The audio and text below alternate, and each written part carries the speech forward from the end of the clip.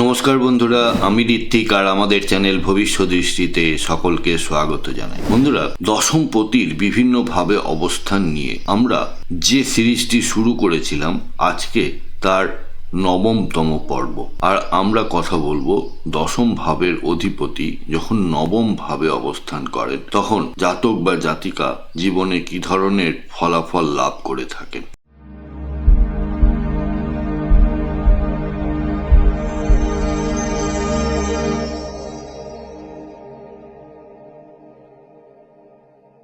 বন্ধুরা, আপনারা যারা আমার চ্যানেলটি অলরেডি সাবস্ক্রাইব করেছেন তাদেরকে জানাই আমার অসংখ্য ধন্যবাদ ও কৃতজ্ঞতা। যারা এখনো সাবস্ক্রাইব করেননি তাদের কাছে আমার বিনীত আবেদন, চ্যানেলটি সাবস্ক্রাইব করুন এবং পাশে থাকুন। বন্ধুরা, দশম ভাব বলতে আমরা বুঝি কর্মভাব, অর্থাৎ আমাদের পেশা বা কেরিয়ার, আমাদের কর্মফল, আমাদের সোশ্যাল স্টেটাস, অর্থাৎ সমাজে আমাদের বা জাতক বা জাতিকাকে কি চোখে দেখে তার সামাজিক অবস্থানকে নির্দেশ করে, সাফল্য ও সম্মানকে নির্দেশ করে, আপনার অথরিটি বা কর্তৃত্ব কতটা সেটাও আমরা দশম ভাব থেকেই দেখে থাকি। এছাড়া রয়েছে দায়িত্ব ও শৃঙ্খলাবোধ। দশম ভাব থেকেই আমরা গভর্নমেন্টকে দেখি, রাজনীতি এবং প্রশাসন অর্থাৎ অ্যাডমিনিস্ট্রেশনকে দেখে থাকি। বন্ধুরা, নবম ভাব বলতে আমরা বুঝি ভাগ্য, ধর্ম, নীতি, উচ্চ শিক্ষা ও জীবনের দর্শন, দীর্ঘ ভ্রমণ, গুরু, উপদেশ, সৌভাগ্য, ধন ও রাজযোগের প্রধান ঘর। আপনারা একটা জিনিস খেয়াল করে দেখবেন যে নবমপতি যখন দশম ঘরে বসে, নবম ঘর একটি কোণ স্থান আর দশম ঘর একটি কেন্দ্রীয় স্থান।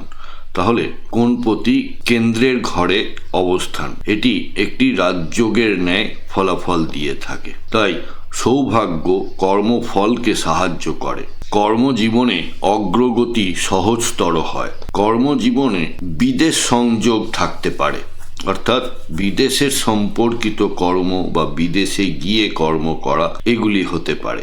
আর এই রিলেটেড যে প্রফেশনগুলো হয় সেগুলো হায়ার নলেজ প্রফেশন হয়, অর্থাৎ যেখানে আমরা দেখতে পাই যে হাই এন্ড যেসব প্রফেশনগুলো আছে সেই প্রফেশনগুলির এই কম্বিনেশন নির্দেশ করে। গুরুর সাহায্য বা মেন্টারের সাপোর্ট থাকে এই কম্বিনেশন থাকলে, নাম খ্যাতি বৃদ্ধি পেয়ে থাকে। যেসব পেশাগুলি এই কম্বিনেশনের জন্য উপযুক্ত সেগুলি হলো শিক্ষা ও একাডেমিক ক্ষেত্র, government and administration, religious and spiritual leadership, philosophy, writing, journalism, guidance, coaching, mentoring, foreign trade, foreign assignments. আর রয়েছে ট্রাভেল ইন্ডাস্ট্রি, এয়ারলাইন্স, অর্থাৎ যে দূরবর্তী ট্রাভেল বা দূর ভ্রমণের সঙ্গে সম্পর্কিত যেসব পেশা, legal, judiciary, law, advisory, consultancy, 9th house থেকে আমরা কনসালটেন্সিকেও দেখে থাকি, publishing, print media, higher level management roles, diplomacy and international relations.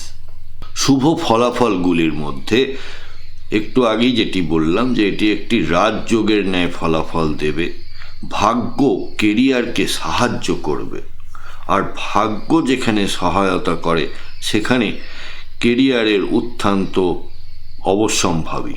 উচ্চ শিক্ষা থেকে লাভ, বিদেশ থেকে লাভ, পরামর্শ ও জ্ঞান ভিত্তিক আয়। আর যেসব অশুভ ফলাফলগুলি আমরা দেখতে পাই সেগুলি হলো ideological conflicts, difficulties with father and mentor, delayed Fortune outcome, অর্থাৎ রেজাল্ট পেতে অনেক সময় লেগে যায়, multiple changes in belief system, আপনার জীবন দর্শনে বারবার চেঞ্জ আসে, অর্থাৎ কখনো মনে করেন যে না এটা ঠিক, আবার কিছুদিন পরে এমন কিছু ঘটনা, এমন কিছু এক্সপিরিয়েন্স আপনাদের হয় যে আপনাদের সেই ভাবনার মূল ভিত্তিটাই পাল্টে যায়, তখন আবার অন্যটাকে ভালো বা ঠিক বলে মনে হয়। এই অবস্থানের কারণে ব্যক্তি লাক ড্রিভেন কেরিয়ার প্রোগ্রেস পায়, অর্থাৎ ভাগ্য আপনার কেরিয়ার প্রোগ্রেসকে সাহায্য করে। রেসপেক্টেবল অ্যাডভাইজার্স থাকে, অর্থাৎ আপনার চারপাশে খুব সুপরামর্শদাতা, আপনার হিতাকাঙ্ক্ষী লোকজন থাকে। মরাল প্রিন্সিপালস ফলো করে, এরা এথিক্সের বাইরে কখনো যান না। ফরেন কানেকশনস থেকে গ্রোথ পায়, বিদেশ বা বাইরের যেসব কানেকশনস রয়েছে আপনার, সেখান থেকে আপনার উন্নতি লক্ষ্য করা যায়। মেন্টরের আশীর্বাদ বা গাইডেন্স থাকে। বন্ধুরা, আমাদের এই ডিসকাশনে কোনো পার্টিকুলার চার্ট ধরে বা গ্রহের অবস্থান ধরে কিন্তু কোনো কথা বলা হচ্ছে না। আপনার কোনো হাউসে যদি সমস্যায় থাকে বা জীবনে কোনো ধরনের সমস্যার সম্মুখীন হন, তাহলে আপনারা ভবিষ্যৎ দৃষ্টির সাথে যোগাযোগ করতে পারেন এবং আমাদের কাছ থেকে আপনারা কনসালটেশন নিতে পারেন। আপনাদের ন্যাটাল চার্ট বা গ্রহগত অবস্থান জন্মকালীন, তার সাথে দশা অন্তর্দশা এবং আগামী দিনের যে ট্রানজিট এবং তার প্রভাব, এই সব মিলিয়ে আপনারা একটি রেজাল্ট বা সলিউশন আমাদের থেকে পেতে পারেন। কন্ট্যাক্ট নাম্বার এবং ওয়েবসাইট এবং চেম্বারের অ্যাড্রেস সবই দেওয়া হলো, আপনারা সময় মতো যোগাযোগ করতে পারেন। তাই শেষ করার আগে আরেকবার, career aligned with lakh, ethics, knowledge and foreign influence, এটি একটি রাজযোগ এবং ধর্মযোগ, যার সম্ভাবনা অত্যন্ত শক্তিশালী। বন্ধুরা, আপনাদের কারোর জন্মছকে দশমপতি কি নবম ঘরে অবস্থান করছে? আপনারা জীবনে কি ধরনের ফলাফল লাভ করেছেন, যদি আমাকে কমেন্ট বক্সের মাধ্যমে জানান।